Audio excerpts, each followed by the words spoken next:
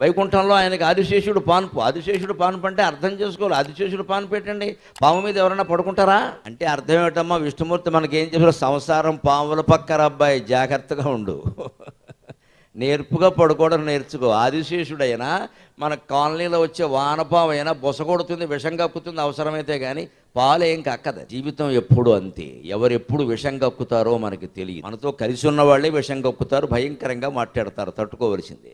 ఇన్నాళ్ళు కలిసి ఉన్న వాళ్ళైనా ఈ పని చేస్తున్నారన్న తేడా వచ్చింది అంతే. కూరిమి గల దినములలో నేరములెన్నడును కలుగనేరవు, మదిలో కూరిమి విరసంబైనను నేరములే తోచుచుండు నిక్కము సుమతి అన్నాడు. ఇద్దరు మనుషుల మధ్యలో స్నేహం ఉందనుకోండి, వాళ్ళ మధ్యలో ఏమీ జరిగినా సరే, గోమ్మే వాడు కొట్టినా సరే, వాడు కొట్టబట్టే నేను బాగుపడ్డానట్టు. ఆ ఇద్దరిలో కొంచెం తేడా వచ్చిందనుకోండి, వాడు కొట్టకపోయినా సరే ఊరికే చిటికెన వేలు గోరుతో ఇలా రాస్తే, గోరుతో నన్ను హత్య చేద్దామని చూశారు. ఎందుకంటే ప్రేమ నశించింది ఇద్దరు.